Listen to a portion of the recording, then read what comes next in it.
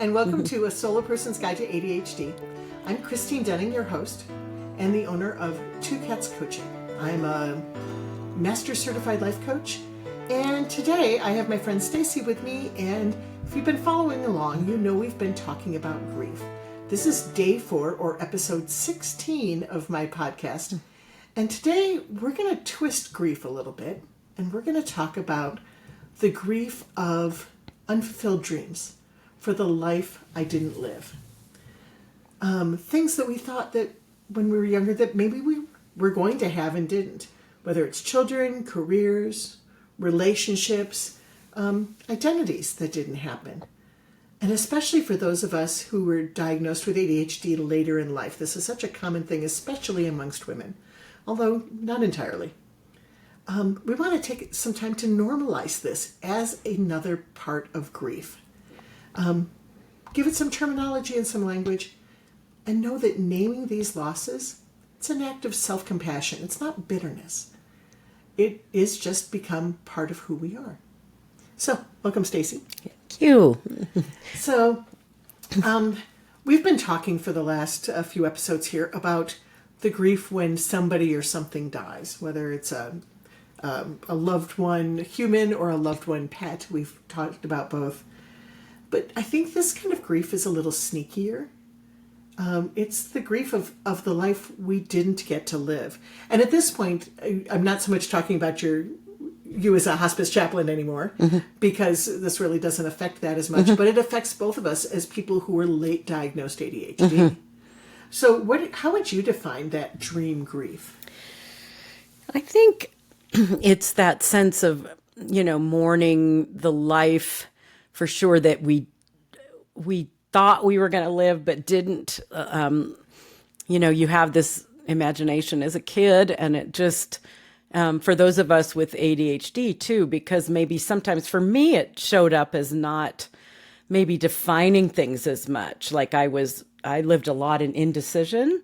Yes. And that was difficult. And then it shows up, then shame sort of becomes part of our, way, like, why didn't I get that done, or why didn't I finish that project, or that was going to lead me to that life that I wanted, and then we can begin to make more comparisons with others, like, look, they've got it all together and they're right on that path, and it seems to be they're doing it with much more ease than I would. And social media makes that look so easy. Because, yes. Because, and we know this of social media, but sometimes it's easy to forget that people are filming the good stuff and they're editing the bad stuff. I was just showing Stacy, when we took a little break here, I was showing her how I edit on the podcast. I edit out all my ums and ers, generally, and misspoken words. And it's what we all do. And anytime you're dealing with some kind of a media, you have that opportunity to do that. But that's not life. Exactly. And I think, there's a lot of regret that we can live with too. And I think the regrets, if they keep adding up, that again is like accumulated grief. Yeah, it is. That just, shoulda, woulda, coulda. Yes. I think of those. Yes. All those things that we thought we were due. So, and one other thing you and I have in common is that within this, is that we're both childless. And so let's start there, because that can be a really big one for a lot of people. I know it was for me. I always assumed I would have children. Never dawned on me otherwise. And honestly, one of the reasons I went into education as a career is because it's an excellent career to mix with a family life, because your schedules are so much in line with a kid's schooling. And then when I realized as I hit my early 40s that was not going to happen, and I worked around being okay with that, but it was like, then why am I still in this career? And for me, I had to completely redefine my career, not as a stepping stone to having a family, but just as a career to have as a career. And so both of those were quite the challenge for me to deal with. Oh, yeah. And I think for me that I kind of stayed ambivalent for a long time. And then later on, my marriage wasn't going in a direction I thought it was going to. So I think that just And in a way, that's been sort of a blessing not to have children to work through when you're going through a divorce. And Right. but I think then for me, finally coming around to the fact that I think for my life, I'm not sure I would go back and choose the same thing, but for me, I've kind of integrated the fact that I am without a child, but I birthed so many other things and creative things in this life that I've kind of come to acceptance. And so it's but it's something that kind of some of those things rear their heads as question marks, like what if, or as you get older, thinking of grandkids now and things like Right. that's not going to be part of my life. But And for me, I mean, and to tie back into the grief side, thinking about my own possible end of life, not that I'm hoping that's anytime soon, but it happens to all of us. And as somebody without children, and for me also without a partner, how am I going to arrange things so that I don't want to leave a mess behind? I think that's unhappy. But I do need to make sure everything's written down. And I'll be honest, right now it's not. I need to. It's something I've talked to enough people. I think things could be sorted out, but it helps to have those things in line too, and that's part of this childless and partnerless existence. and I'm kind of amazed sometimes at those friends of mine with one or two children or more that they're able to, like, looking at it, it just exhausts me as somebody with ADHD. And I know there's a lot of people with wonderful full lives with children that have ADHD, but for me, just that it appears overwhelming. And so I think for the kind of person I am and the way I want to live, I think it just somehow has worked out, even though I felt like I wasn't choosing for a long time. Somewhere Right. I was, I think. Yes. And for me, that was well. I'll before I jump into there. One statistic is that of people who are single or divorced, 17% more likely to have ADHD. So it really, more ADHD diagnosed people. I try not to say ADHDers, but it is easy shorthand. That because I think we are people who deal with overwhelm, who have a limited amount of energy, or we have a lot of energy for certain things, Yes. and it's harder to focus. That can make it easier for those of us who don't have kids. I think one of my big things, and honestly, I'm glad now because of the health issues that I've had throughout my life. I would have had a hard time carrying a pregnancy to term, and it probably would have really been hard for me to give birth. So I'm sort of grateful I didn't end up having to go through that. I did have one miscarriage, so I got that far. But I didn't have to worry about those effects that it would have on my health, because that could have been pretty catastrophic for me. And I did make a decision in my mid-30s. It was like, well, okay, I've hit my mid-30s. Do I want to have a kid? Because if I'm going to do it solo, now's the time. Or do I want to have a relationship? And at that point, I chose relationship. And then in my early 40s, it was like, wow, that doesn't seem to be happening either. Okay, I'll take a break. I don't think I want to be in a relationship right now. Let's take a break from it and see how I feel being on my own. Yeah, that's over 20 years ago now. I'm still on the break. And found myself happier and more fulfilled. Because I can, it sounds selfish, but it's not if I'm fighting through relationships that don't work. Now I'm in relationships that do work, with myself, with friends, with family. It's so much easier. Absolutely. And I think somehow there may be even that wise part of us that knows and Yep. also works with who we are fully as a human being. There's that one quote. I think I read that to you when we were talking about some of this, about Right. let go of the life you thought you would have and make room for the life that is yet to come, and Yes. and that is even maybe more who you are and more in alignment with that. And I think, the good thing about our hyper focus is it's energizing and it's a superpower, but it can get us stuck into things that maybe aren't serving us. And so, I think because I was like, I need to be married, I need to have children, and I felt that way for such a long time. And it was the most important thing to me, and I couldn't solve it, which was really frustrating. Now, again, throughout this, I had no idea I was ADHD, no idea these things were affecting me. And I look back now, and I'm like, oh, well, that makes way more sense because of how I handled things. So I think our ADHD complicates those decisions. Yeah, go ahead. Yeah, I think too the other things we grieve, also grieving. Like I recently had knee surgery, and I'm going to have another one, a knee replacement, total knee replacement, and even grieving like goodbye knee joint. This thing has taken me through the life for 50 plus years, and Yes. Here we are. So I think those things we let go of as we get older, that's natural part of the process. I can't do that anymore, but I can do this. And Right. so I think that, and I know when you, I know you have had a couple, if not issues. more, Yeah. that are, that Yes. have been. Yeah, I will say, unlike your knee, I do not miss that 8 inches of my colon. It's missing at all. It was always the really diseased part of my colon. It developed cancer. They took it out, and I feel so much better. But Yeah. but I understand that.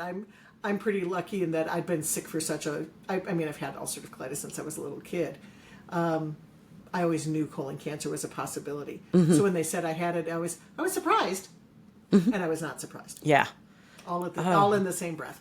It was like, okay, that felt very inevitable in some ways. So,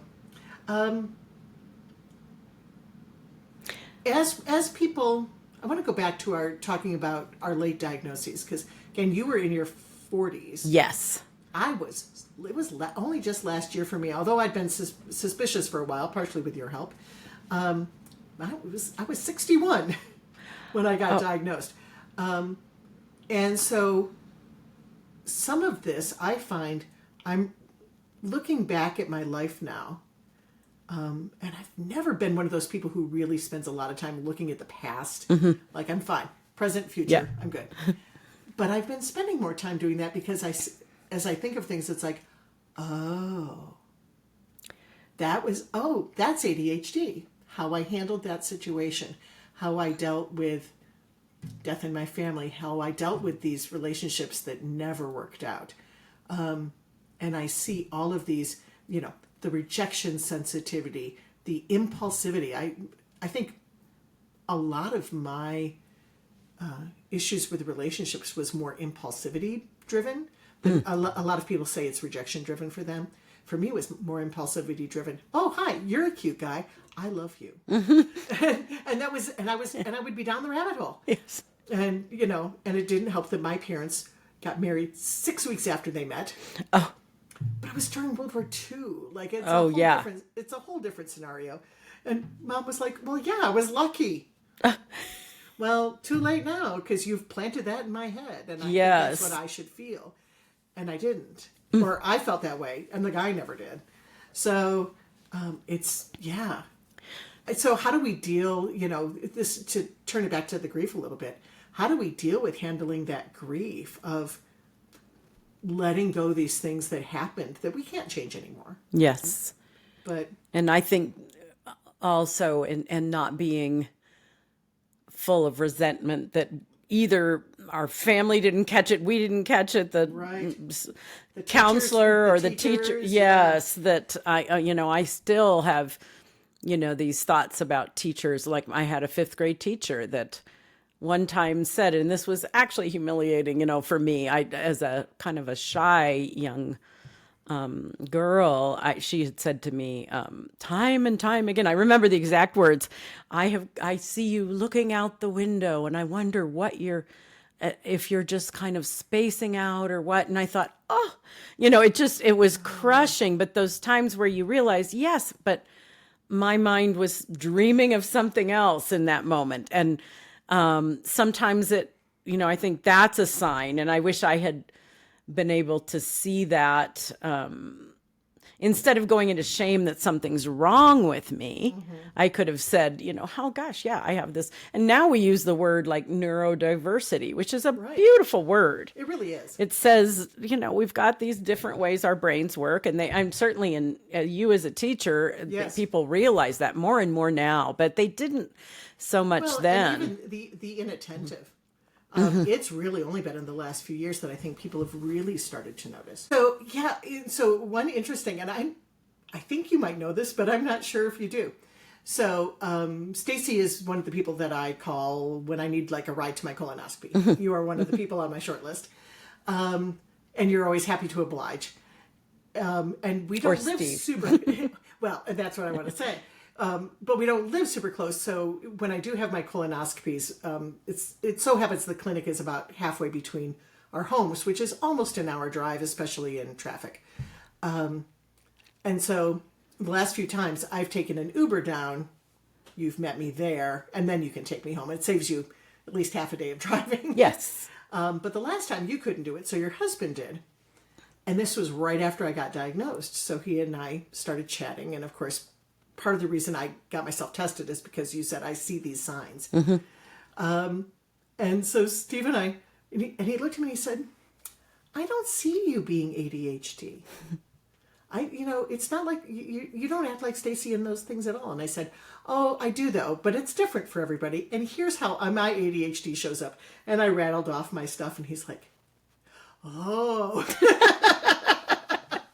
And so, and so even as somebody who lives with someone with ADHD. Yes, he didn't. And is very aware Yes. of you and your diagnosis, doesn't necessarily means he sees it in Yes. other people. And partially, he's not a professional in this. Yes.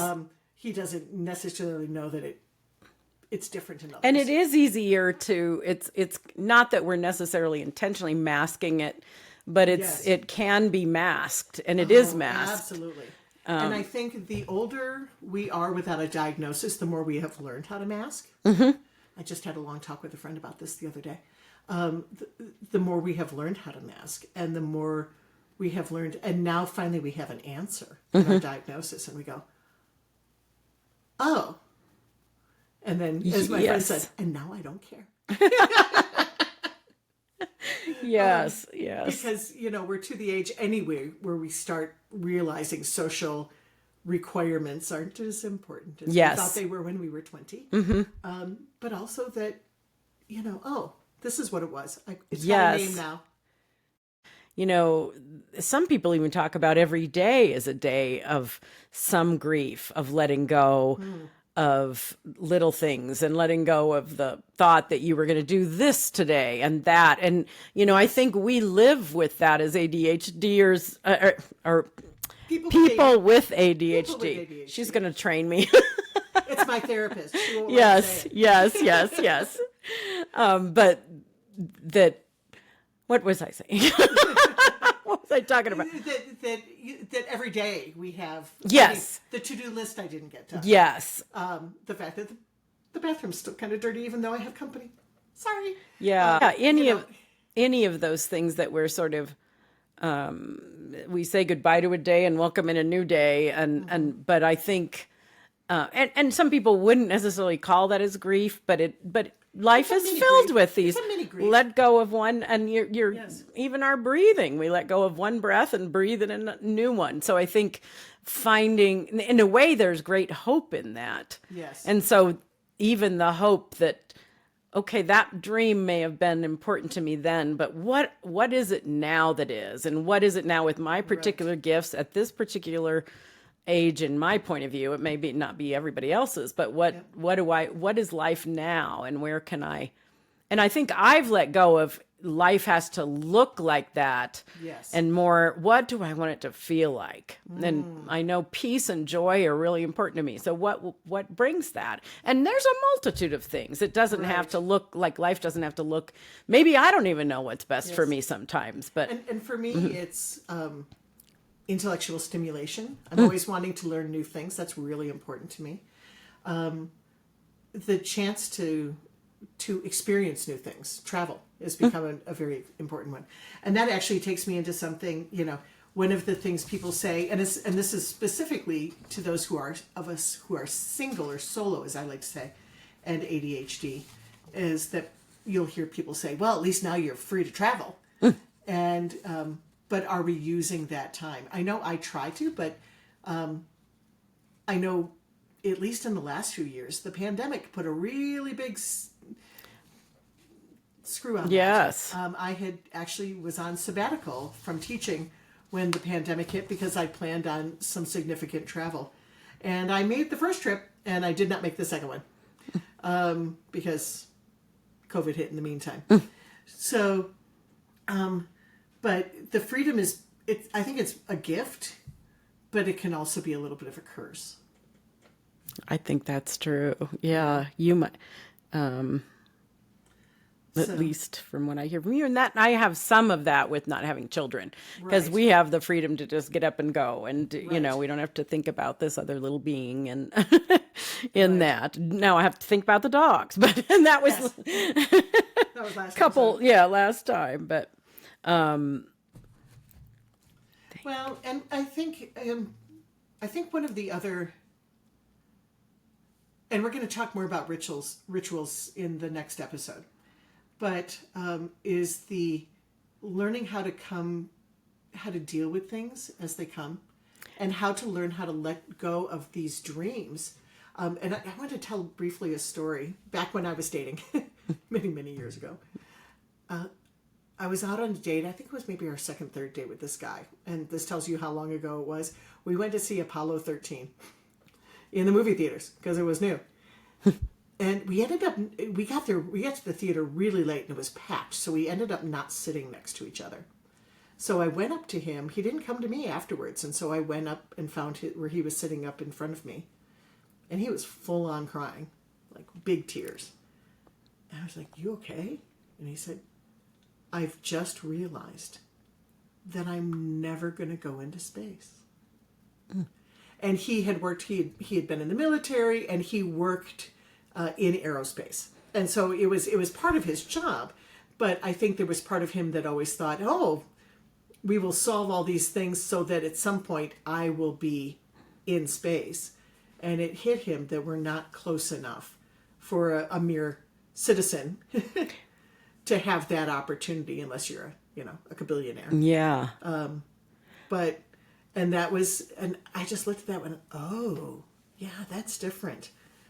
But yeah, those dreams that just sort of live with us for so long. I think mine, and I know you know a lot of this, but I studied music and went to conservatory of music and was going to do opera, and then somewhere along the line was experiencing jaw tension and then TMJ, and came to a point realizing, with multiple factors probably involved, but that was not going to be my career. And I think, having been a little child just singing, thinking that was the way I would go, I didn't quite know what it would look like. Right. But I knew that's what I wanted to do, and I knew it to my core. It was like that. Yep. And then to let go of that part of me, I think, was looking like life was moving in a different direction, and some of my gifts were too.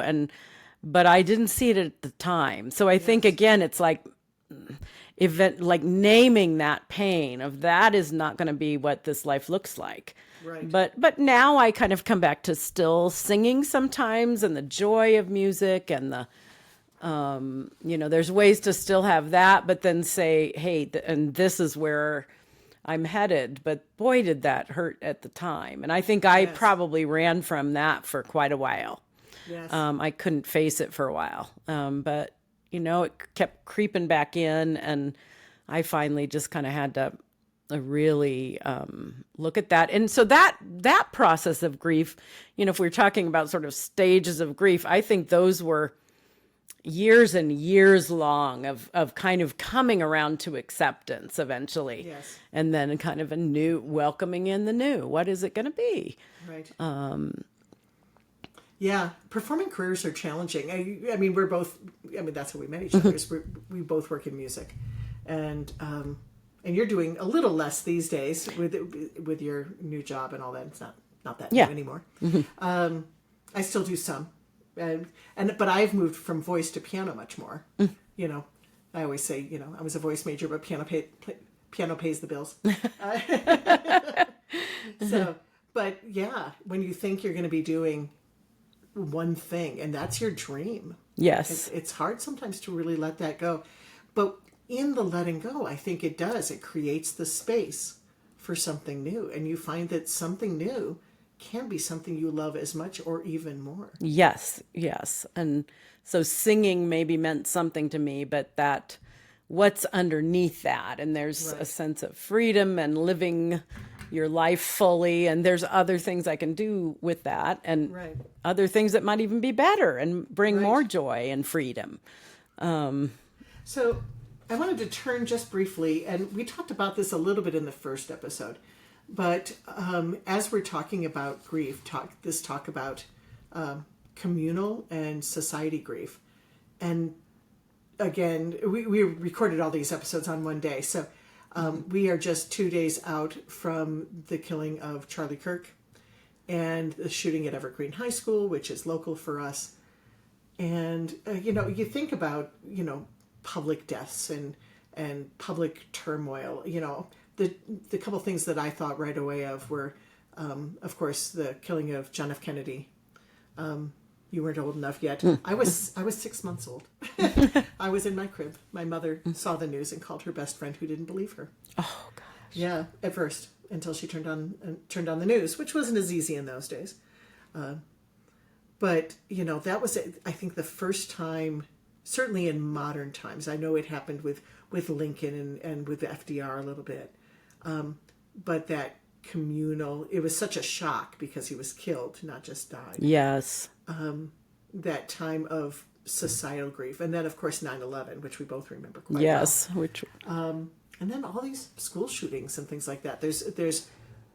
I think we're living in a time of a lot of grief and a lot of unresolved grief. I think a lot of the political anger, and I don't want to get super political here, but I think a lot of the political anger on either side right now comes from the fact that we're not resolving these feelings of grief.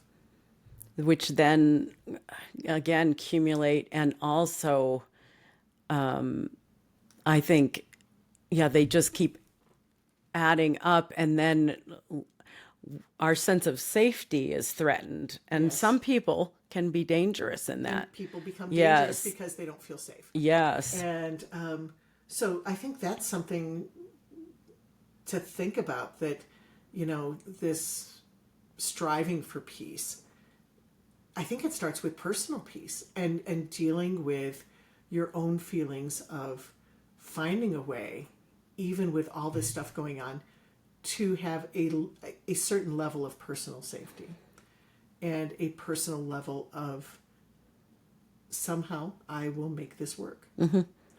And understanding that there's a grief in that, and it's okay to be grieving these things that change. Change is hard, but it also is what makes us grow. Yes. I think about, like, if somebody had told me when I was a kid how many school shootings there would be, and that we haven't figured out this thing about peace and all the different wars going on. I think also letting go of those expectations that life always gets better, or that we always will choose the better way. We don't. And that's an acceptance of that too. So thank you so much for coming today. If today stirred up some what ifs or why not me's, that's okay. That's what this is about. That is grief doing its job. And it's showing you what matters. take the time to name it. Take the time to be kind to yourself, to move through a grieving process, however that looks for you. And remember, the life you didn't live can still teach you how to love the life you are living now. Don't miss the finale that will be dropped next Tuesday. And we're going to be talking about rituals, which we're going to record here in just a couple of seconds. So if you enjoyed this, please do like or comment or share or subscribe, depending on what method you're using. It really helps my numbers and helps me get things out there. Thank you so much for coming, and thanks for listening us talk again about dreams deferred. Take care.